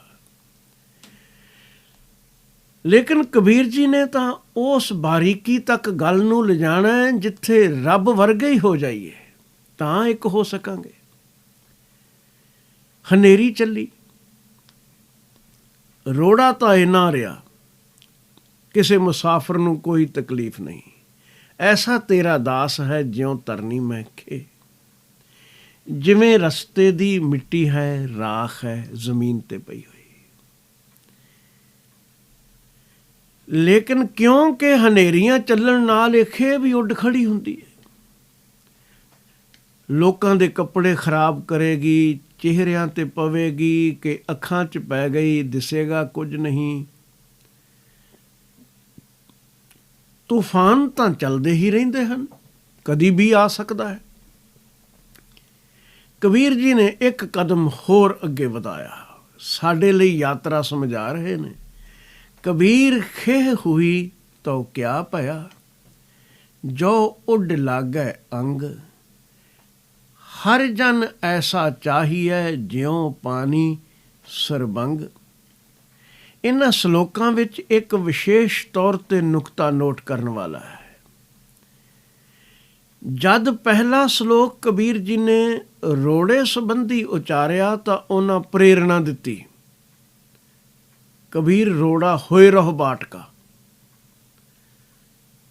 ਅਗਲੀਆਂ ਘਟਨਾਵਾਂ ਸੁਤੇ ਸਿੱਧ ਵਰਤ ਰਹੀਆਂ ਨੇ। ਹੁਣ ਰੋੜਾ ਵੀ ਇਸ ਸਮਝਣ ਦੇ ਸਮਰੱਥ ਹੋ ਗਿਆ ਹੈ ਕਿ ਕੋਲ ਪਈ ਰਾਖ ਮੇਰੇ ਨਾਲੋਂ ਬਿਹਤਰ ਹੈ। ਇਸ ਤਰ੍ਹਾਂ ਦਾ ਦਾਸ ਹੋਣਾ ਚਾਹੀਦਾ ਹੈ। ਹੁਣ ਹੋ ਜਾ ਨਹੀਂ ਕਹਿ ਰਹੇ ਕਬੀਰ ਸਾਹਿਬ, ਹੋਣਾ ਚਾਹੀਦਾ ਹੈ। ਖੇਨ ਦੀ ਅਵਸਥਾ 'ਚ ਪਹੁੰਚ ਕੇ ਵੀ ਸਮਝ ਪਈ ਇਹ ਕਮਜ਼ੋਰੀਆਂ ਫਿਰ ਮੇਰੇ ਅੰਦਰ ਨੇ। ਮੈਂ ਗਰਦ ਬਣ ਕੇ ਉੱਡਾਂ ਤਾਂ ਵੀ ਕਿਸੇ ਲਈ ਨੁਕਸਾਨਦੇਹ ਹੈ, ਹਾਲਾਤ ਤਾਂ ਬਦਲਦੇ ਰਹਿੰਦੇ ਨੇ। ਕਬੀਰ ਜੀ ਨੇ ਆਖਿਆ, ਕਬੀਰ ਖੇ ਹੋਈ ਤੋ ਕਿਆ ਪਿਆ, ਜੋ ਉੱਡ ਲਾਗੈ ਅੰਗ, ਜੋ ਉੱਡ ਕੇ ਕਿਸੇ ਦੇ ਸਰੀਰ ਤੇ ਅੰਗਾਂ ਤੇ ਰਾਹਗੀਰਾਂ ਦੇ ਪਵੇ। ਇਹ ਵੀ ਅਜੇ ਕੋਈ ਪਰਮ ਅਵਸਥਾ ਨਹੀਂ, ਅਜੇ ਕਸਰ ਹੈ, ਕਮਜ਼ੋਰੀ ਹੈ। ਹਰ ਜਨ ਐਸਾ ਚਾਹੀਏ ਜਿਉਂ ਪਾਣੀ ਸਰਬੰਗ। ਹਰੀ ਦਾ ਜਨ ਤਾਂ ਇਸ ਤਰ੍ਹਾਂ ਦਾ ਚਾਹੀਦਾ ਹੈ ਜਿਵੇਂ ਪਾਣੀ। ਹਰੇਕ ਸ਼ਕਲ ਦੇ ਭਾਂਡੇ ਦੇ ਨਾਲ ਸਮਾਈ ਬਣਾ ਲਵੇ, ਜਿਸ 'ਚ ਪਾਓ ਵੈਸਾ ਹੋ ਗਿਆ।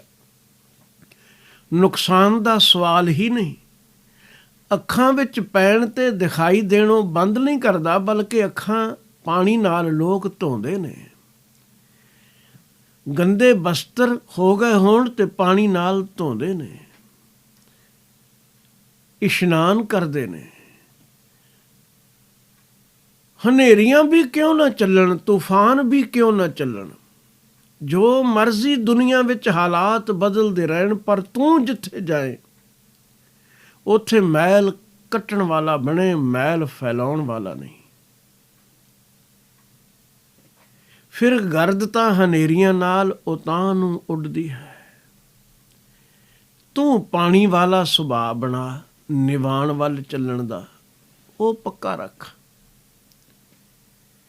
ਖੇ ਨਾਲੋਂ ਨਿਸ਼ਚਿਤ ਰੂਪ ਵਿੱਚ ਇਹ ਬਿਹਤਰ ਸਟੇਜ ਹੋਵੇਗੀ। ਕਦਮ ਬਾ ਕਦਮ ਰੱਬ ਦੇ ਰਾਹ 'ਤੇ ਚੱਲਣ ਵਾਲਾ ਵਿਅਕਤੀ ਆਪਣੀ ਸੁਧਾਈ ਕਰਦਾ ਹੈ, ਆਪਣਾ ਸੁਧਾਰ ਕਰਦਾ ਹੈ। ਖੇ ਵੀ ਬਣ ਗਿਆ ਤੇ ਕੀ ਹੋਇਆ? ਮੰਨਿਆ ਪੱਥਰ ਨਹੀਂ, ਲੇਕਿਨ ਲੋਕਾਂ ਦੇ ਅੰਗਾਂ 'ਤੇ ਲੱਗ ਕੇ ਮੈਂ ਸਰੀਰ ਗੰਦੇ ਕਰਾਂ ਕਿ ਬਸਤਰ ਗੰਦੇ ਕਰਾਂ, ਇਹ ਨਹੀਂ ਹੋਵੇਗਾ। ਹਰੀ ਦਾ ਜਨ ਪਾਣੀ ਵਰਗਾ ਹੋਣਾ ਚਾਹੀਦਾ, ਜਿਉਂ ਪਾਣੀ ਸਰਬੰਗ, ਹਰ ਭਾਂਡੇ ਨਾਲ ਸਮਾਈ ਕਰ ਲਵੇ, ਕੋਈ ਵਿਤਕਰਾ ਹੀ ਨਹੀਂ। ਫਿਰ ਕਹਿੰਦੇ ਨੇ ਪਾਣੀ ਵਿੱਚ ਵੀ ਕਮਜ਼ੋਰੀ ਤਾਂ ਅਜੇ ਹੈ। ਪਾਣੀ ਤੇ ਪਹੁੰਚ ਜਾਓ ਤਾਂ ਅਗਲੀ ਗੱਲ ਸੋਚੋ। ਕਬੀਰ ਪਾਣੀ ਹੁਆ ਤਾਂ ਕਿਆ ਭਇਆ, ਸੀਰਾ ਤਾਤਾ ਹੋਏ। ਅੱਗ ਤੇ ਰੱਖ ਦਿੱਤਾ, ਗਰਮ ਹੋ ਗਿਆ। ਗਰਮ ਹੋਣ ਤੇ ਉਬਾਲੇ ਖਾ ਕੇ, ਹਾਲਾਂਕਿ ਪਾਣੀ ਵਿੱਚ ਬੜੀ ਖੂਬੀ ਹੈ। ਜਿਸ ਅੱਗ ਤੇ ਉਬਲਦਾ ਹੈ, ਜੇ ਉਬਲ ਕੇ ਹੇਠਾਂ ਡਿੱਗੇ ਤੇ ਉਸੇ ਅੱਗ ਨੂੰ ਵੀ ਸ਼ਾਂਤ ਕਰਨੀ ਚਾਹੁੰਦਾ ਹੈ। ਲੇਕਿਨ ਕੋਈ ਵਿਅਕਤੀ, ਕੋਈ ਬੱਚਾ ਹੱਥ ਪਾ ਬੈਠੇ ਤਾਂ ਫਲੂਏ ਪਾ ਦੇਗਾ। ਆਪਣੇ ਸੁਭਾਅ ਵਿੱਚ ਤਬਦੀਲੀ ਤਾਂ ਆਈ, ਔਰ ਇਹ ਤਬਦੀਲੀ ਇੱਕ ਸਟੇਜ ਤੇ ਹੀ ਰੁਕਦੀ ਨਹੀਂ। ਦੇਖੋ, ਅੱਗ ਬਲੀ, ਇਹ ਪਾਣੀ ਗਰਮ ਹੋਇਆ, ਇਸ ਨੇ ਉਬਾਲੇ ਖਾਧੇ, 100 ਡਿਗਰੀ ਫਾਰਨਹੀਟ ਤੇ ਗਿਆ, ਇਹ ਭਾਪ ਬਣ ਗਿਆ, ਸੁਭਾਅ ਹੀ ਬਦਲ ਲਿਆ। ਜਿਹੜਾ ਨਿਵਾਣ ਵੱਲ ਚੱਲਦਾ ਸੀ, ਉਹਨੇ ਆਕਾਸ਼ ਵੱਲ ਮੂੰਹ ਚੁੱਕ ਲਿਆ। ਬਦਲਾਂ 'ਚ ਜਾ ਮਿਲਿਆ, ਕੱਲ ਗੜੇ ਬਣ ਕੇ ਫਿਰ ਵਰਸੇ, ਖਬਰੇ ਕਠੋਰਤਾ ਤੱਕ ਪਹੁੰਚ ਜਾਏ, ਕੋਈ ਪਤਾ ਨਹੀਂ। ਇੱਕ ਮਾਮੂਲੀ ਗੱਲ ਨੇ, ਥੋੜ੍ਹਾ ਜਿਹਾ ਸੁਭਾਅ ਬਦਲ ਨੇ, ਠੰਡਿਓਂ ਤੱਤਾ ਹੋਣ ਵਿੱਚ ਹੀ ਸਭ ਕੁਝ ਬਦਲ ਕੇ ਰੱਖ ਦਿੱਤਾ। ਜੇ ਸੁਭਾਅ ਬਦਲ ਅਤ ਠੰਡਾ ਹੋ ਜਾਏ ਤਾਂ ਵੀ ਕਠੋਰਤਾ ਆ ਗਈ। ਪਾਣੀ ਵਿੱਚ ਇਹ ਕਮਜ਼ੋਰੀ ਤਾਂ ਹੈ। ਪ੍ਰਭੂ ਦਾ ਪਿਆਰਾ, ਰੱਬ ਦੇ ਰਾਹ ਦਾ ਰਾਹਗੀਰ ਐਸਾ ਨਹੀਂ ਹੁੰਦਾ ਕਿ ਉਹ ਸੁਭਾਅ ਕਦੀ ਗਰਮ ਕਰ ਲਵੇ, ਕਦੀ ਠੰਡਾ ਕਰ ਲਵੇ। ਇਹਨਾਂ 4 ਬੰਦੇ ਤਾਰੀਫ ਦੇ ਪੁਲ ਬੰਨ੍ਹ ਦੇਣ ਤੇ ਇਹ ਬਰਫ਼ ਵਾਂਗੂ ਜੰਮ ਕੇ ਬੈਠ ਜਾਏ, ਜਾਂ ਕੋਈ ਗਰਮੀ ਦਿਵਾ ਦੇਵੇ ਤੇ ਫਿਰ ਇਹ ਫਲੂਏ ਪਾਉਣ ਵਾਲਾ ਬਣ ਜਾਏ, ਉਬਾਲੇ ਖਾਣ ਲੱਗ ਪਵੇ। ਪਾਣੀ ਵਿੱਚ ਇਹ ਤਬਦੀਲੀਆਂ ਆਉਂਦੀਆਂ ਨੇ, ਪਰ ਰੱਬ ਦੇ ਪਿਆਰੇ ਵਿੱਚ ਨਹੀਂ। ਕਬੀਰ ਸੰਤ ਨ ਛਾਡੈ ਸੰਤਈ, ਜੋ ਕੋਟਕ ਮਿਲੈ ਅਸੰਤ। ਗਰਮੀ ਦੇਣ ਵਾਲੇ ਬੜੇ ਮਿਲਣਗੇ। ਇਸ ਸੰਸਾਰ ਵਿੱਚ ਅਨੇਕਾਂ ਲੋਕ ਹਨ ਇਸ ਤਰ੍ਹਾਂ ਦੇ, ਜਿਹੜੇ ਦੂਜਿਆਂ ਨੂੰ ਸੇਕ ਹੀ ਪਹੁੰਚਾ ਰਹੇ ਹਨ। ਪਰ ਜੇ ਤੂੰ ਗਰਮ ਹੋ ਗਿਆ ਤਾਂ ਫਿਰ ਤਾਂ ਗੱਲ ਨਾ ਬਣੀ। ਤੇਰੀ ਸ਼ਾਂਤੀ ਨੂੰ ਕੋਈ ਭੰਗ ਨਾ ਕਰ ਸਕੇ। ਚਮਕੌਰ ਦੀ ਮਾਮੂਲੀ ਹਵੇਲੀ, ਜਿਸ ਨੂੰ ਅਸੀਂ ਚਮਕੌਰ ਦੀ ਗੜੀ ਆਖਦੇ ਹਾਂ, ਪੂਰਾ ਮੁਲਖਈਆ ਇਕੱਠਾ ਹੋਇਆ ਖਿਲਾਫ, ਨਾਲ ਕੇਵਲ 40। ਖਵਾਜਾ ਮਰਦੂਦ ਵਰਗੇ, ਨਾਹਰ ਖਾਂ ਵਰਗੇ ਪੌੜੀਆਂ ਲਾ ਕੇ ਪਕੜਨ ਦੀ ਕੋਸ਼ਿਸ਼ ਕਰਨ, ਗੁਰੂ ਗੋਬਿੰਦ ਸਿੰਘ ਸਾਹਿਬ ਨੂੰ ਜ਼ਿੰਦਿਆਂ ਪਕੜ ਲੈਣਾ ਹੈ। ਰਣ ਵਿੱਚ ਆਪਣੀ ਸੁਰੱਖਿਅਤਾ ਲਈ ਹਥਿਆਰ ਚਲਾਉਣਾ ਬਹਾਦਰੀ ਹੈ, ਜ਼ੁਲਮ ਨਹੀਂ।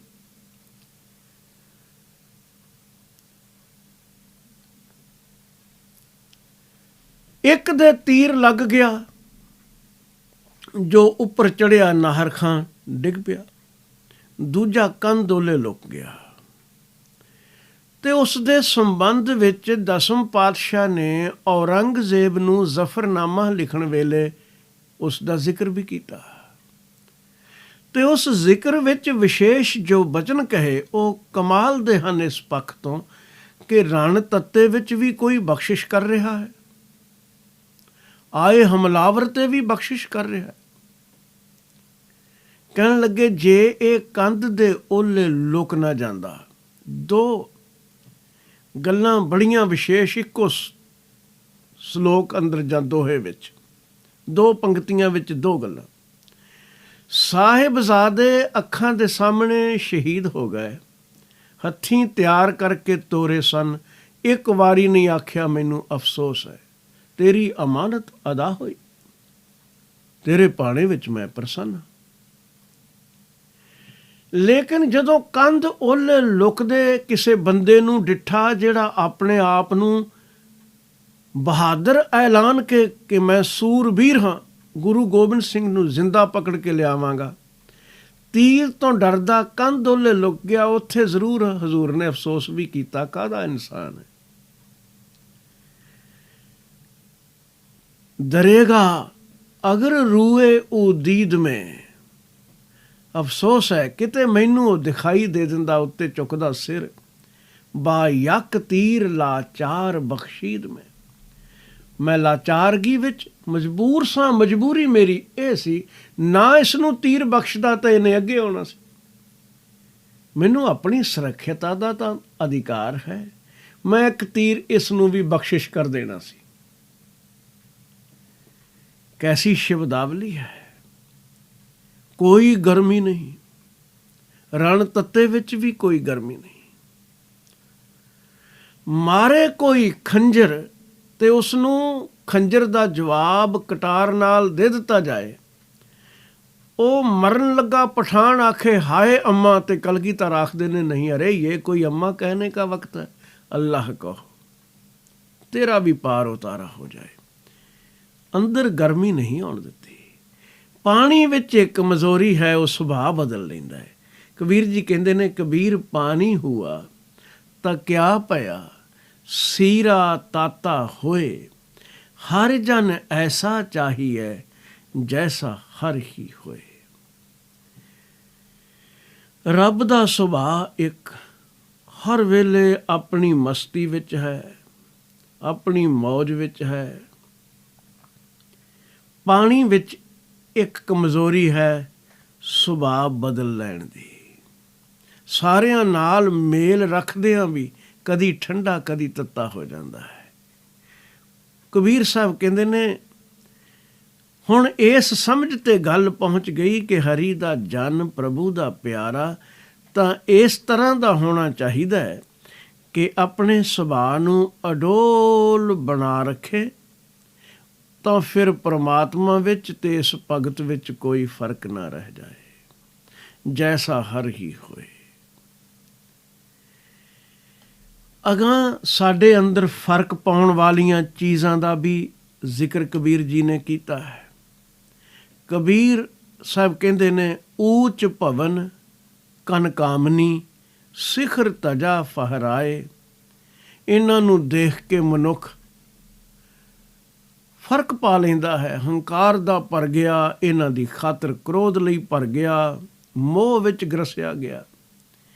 ਉੱਚੇ ਭਵਨ ਹੋਣ, ਮਹਿਲ ਮਾੜੀਆਂ ਹੋਣ, ਬੜਾ ਧਨ ਪਦਾਰਥ ਹੋਵੇ, ਕਨ ਕਾਮਨੀ, ਕਨਕ ਤੇ ਕਾਮਨੀ। ਕਨਕ ਆਖਦੇ ਨੇ ਸੋਨੇ ਨੂੰ ਤੇ ਕਾਮਨੀ ਇਸਤਰੀ। ਧਨ ਦੌਲਤ ਸੋਨਾ ਚਾਂਦੀ ਸੁੰਦਰ ਇਸਤਰੀ ਸਭ ਕੁਝ ਹੋਵੇ, ਸਿਖਰ ਤਜਾ ਫਹਰਾਏ, ਤੇ ਅਟਾਰੀਆਂ ਤੇ ਝੰਡੇ ਝੂਲਦੇ ਹੋਣ। ਤਾ ਤੇ ਭਲੀ ਮਧੂਕਰੀ ਸੰਤ ਸੰਗ ਗੁਣ ਗਾਏ। ਮਧੂਕਰੀ ਹੈ ਦਰ ਦਰ ਤੋਂ ਮੰਗੀ ਹੋਈ, ਜਿਵੇਂ ਮੰਗਤਿਆਂ ਦੀ ਪਿੱਛਿਆ ਜੋ ਮਿਲਿਆ ਹੋਇਆ ਹੈ। ਜੇ ਸੰਤ ਸੰਗਤ ਵਿੱਚ ਬੈਠ ਕੇ ਗੁਣ ਗਾਉਂਦੇ ਹੋ ਰੱਬ ਦੇ, ਤੇ ਭੋਜਨ ਭਾਵੇਂ ਇਸ ਤਰ੍ਹਾਂ ਦਾ ਪ੍ਰਾਪਤ ਹੈ ਜਿਵੇਂ ਕੋਈ ਭਿਖਾਰੀ ਲੈ ਕੇ ਆਇਆ ਸੀ, ਕਿਸੇ ਬਾਉਲ ਵਿੱਚ ਕੁਝ ਪਾ ਦਿੱਤਾ ਹੈ, ਕਿਸੇ ਕੁਝ ਪਾ ਦਿੱਤਾ ਹੈ, ਤੇ ਉਸਨੇ ਛਕ ਕੇ ਪੇਟ ਭਰ ਲਿਆ। ਮਤਲਬ ਸਾਦਾ ਭੋਜਨ ਵੀ। ਗਰੀਬੀ ਵੀ ਚੰਗੀ ਹੈ ਉਹਨਾਂ ਮਹਿਲ ਮਾੜੀਆਂ ਨਾਲੋਂ ਸੰਸਾਰ ਦੀ, ਜਿਹੜੀਆਂ ਹੰਕਾਰ ਵੱਲ ਲਿਜਾ ਕੇ ਨਿਰੰਕਾਰ ਤੋਂ ਤੋੜ ਦਿੰਦੀਆਂ ਨੇ। ਇਸ ਗਰੀਬੀ ਵਿੱਚ ਗੁਣ ਗਾਉਂਦਾ ਹੈ ਕੋਈ ਤੇ ਉਹ ਚੰਗਾ ਹੈ। ਉਹ ਸਧਾਰਨ ਭੋਜਨ ਰਾਜ ਭਾਗ ਨਾਲੋਂ ਬਿਹਤਰ ਹੈ, ਭਾਵੇਂ ਉਹ ਮੰਗ ਕੇ ਲਿਆਂਦੀ ਪਿੱਛਿਆ ਵਰਗਾ ਹੀ ਕਿਉਂ ਨਾ ਹੋਵੇ। ਕਬੀਰ ਪਾਟਨ ਤੇ ਊਜਰ ਭਲਾ, ਰਾਮ ਭਗਤ ਜਿਹ ਠਾਏ। ਇਸ ਤੋਂ ਪਹਿਲੇ ਸ਼ਲੋਕ ਵਿੱਚ ਜ਼ਿਕਰ ਆਇਆ, ਤਾ ਤੇ ਭਲੀ ਮਾਧੂਕਰੀ ਸੰਤ ਸੰਗ ਗੁਣ ਗਾਏ। ਸੰਤ ਸੰਗ ਮਿਲ ਗਿਆ, ਇਹ ਵੀ ਵੱਡੇ ਭਾਗ ਨੇ।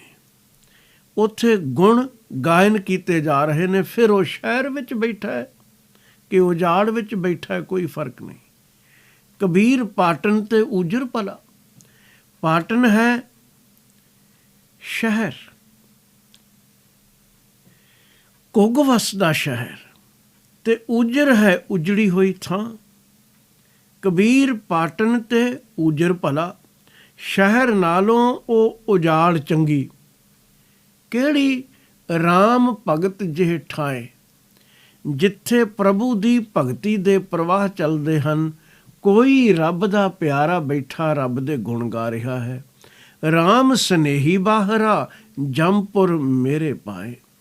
ਕਬੀਰ ਜੀ ਕਹਿੰਦੇ ਨੇ, ਇੱਕ ਪ੍ਰਭੂ ਦੇ ਪਿਆਰੇ ਤੋਂ ਬਗੈਰ, ਉਸ ਤੋਂ ਖਾਲੀ, ਰੱਬ ਦੇ ਬੰਦਿਆਂ ਤੋਂ ਸੁੰਨੀ ਥਾਂ। ਹੈਨ ਸਾਰੇ ਰੱਬ ਦੇ ਬੰਦੇ, ਪਰ ਇੱਥੇ ਰੱਬ ਦੇ ਬੰਦਿਆਂ ਤੋਂ ਭਾਵ ਹੈ ਪ੍ਰਭੂ ਨਾਲ ਜੁੜੇ ਹੋਏ ਇਨਸਾਨ। ਜੇ ਉਹਨਾਂ ਤੋਂ ਥਾਂ ਖਾਲੀ ਹੈ ਤੇ ਉਹ ਭਾਵੇਂ ਘੁੱਗ ਵਸਦਾ ਸ਼ਹਿਰ ਕਿਉਂ ਨਾ ਹੋਵੇ, ਕਬੀਰ ਜੀ ਕਹਿੰਦੇ ਨੇ ਉਜਾੜ ਤਾਂ ਇੱਕ ਪਾਸੇ, ਮੈਨੂੰ ਤਾਂ ਉਹ ਨਰਕ ਪ੍ਰਤੀਤ ਹੁੰਦਾ ਹੈ। ਸਤਿਗੁਰੂ ਗੁਰੂ ਅਰਜਨ ਦੇਵ ਮਹਾਰਾਜ ਜੀ ਨੇ ਵੀ ਫਰਮਾਇਆ ਕਿ ਸਥਾਨ ਉਹੀ ਚੰਗਾ ਹੈ ਜਿੱਥੇ ਭਗਤੀ ਹੋ ਰਹੀ ਹੈ। ਜਿੱਥੇ ਨਾਮ ਜਪੀਐ ਪ੍ਰਭ ਪਿਆਰੇ, ਸੇ ਅਸਥਲ ਸੋਇਨ ਚੌਬਾਰੇ। ਜਿੱਥੇ ਨਾਮ ਨਾ ਜਪੀਐ ਮੇਰੇ ਗੋਇੰਦਾ, ਸੇਈ ਨਗਰ ਉਜਾੜੀ ਜੀਓ। ਜਿੱਥੇ ਨਾਮ ਨਹੀਂ ਜਪਿਆ ਜਾਂਦਾ, ਉਹ ਨਗਰੀ ਨਹੀਂ, ਉਜਾੜ ਹੀ ਹੈ। ਲੋਕ ਲੱਖ ਨਗਰੀ ਆਖਣ, ਪਰ ਸਤਿਗੁਰੂ ਕਹਿੰਦੇ ਨੇ ਮੇਰੇ ਲਈ ਤਾਂ ਉਹ ਉਜਾੜ ਹੀ ਹੈ। ਜਿੱਥੇ ਭਗਤ ਜਨ ਬੈਠੇ ਨੇ, ਭਾਵੇਂ ਉਹ ਉਜਾੜ ਵਿੱਚ ਬੈਠੇ ਰੱਬ ਦੇ ਰੰਗ ਵਿੱਚ ਮਸਤ ਨੇ। ਜਿੱਥੇ ਬੈਸਨ ਸਾਧ ਜਨ, ਸੋ ਥਾਨ ਸੁਹੰਦਾ। ਓਏ ਸੇਵਨ ਸਮਰੱਥ ਆਪਣਾ, ਬਿਨਸੈ ਸਭ ਮੰਦਾ। ਉੱਥੇ ਚੰਗਿਆਈ ਹੀ ਚੰਗਿਆਈ ਹੈ, ਉਹ ਉੱਤਮ ਸਥਾਨ ਹੈ। ਤੇ ਰੱਬ ਤੋਂ ਟੁੱਟੇ ਹੋਏ ਲੋਕ ਜਿੱਥੇ ਵਸਦੇ ਨੇ, ਰੱਬ ਦੇ ਪਿਆਰਿਆਂ ਦਾ ਵਾਸ ਨਹੀਂ। ਉਹ ਸਥਾਨ ਭਾਵੇਂ ਮਹਿਲ ਮਾੜੀਆਂ ਹੋਣ, ਭਾਵੇਂ ਘੁੱਗ ਵਸਦਾ ਸ਼ਹਿਰ ਹੋਵੇ, ਕਬੀਰ ਜੀ ਕਹਿੰਦੇ ਨੇ ਮੇਰੇ ਵਾਸਤੇ ਤਾਂ, ਮੈਨੂੰ ਤਾਂ ਉਹ ਨਰਕ ਹੀ ਪ੍ਰਤੀਤ ਹੁੰਦਾ ਹੈ। ਵਾਹਿਗੁਰੂ ਕਿਰਪਾ ਕਰੇ, ਰੱਬ ਦੇ ਇਸ ਪਿਆਰੇ ਸੰਸਾਰ ਵਿੱਚ, ਇਨਸਾਨੀ ਜਾਮੇ ਵਿੱਚ ਅਸੀਂ ਵਿਚਰ ਰਹੇ ਹਾਂ। ਕਿਧਰੇ ਇਸ ਨੂੰ ਨਰਕ ਨਿਆਈ ਹੀ ਭੋਗ ਕੇ ਨਾ ਤੁਰ ਜਾਈਏ। ਉਸ ਦੇ ਰੰਗ ਵਿੱਚ ਲੀਨ ਹੋ ਇਸ ਨੂੰ ਸਫਲ ਬਣਾ ਸਕੀਏ। ਭੁੱਲਾਂ ਖਿਮਾ ਕਰਨੀਆਂ। ਵਾਹਿਗੁਰੂ ਜੀ ਕਾ ਖਾਲਸਾ, ਵਾਹਿਗੁਰੂ ਜੀ ਕੀ ਫਤਿਹ।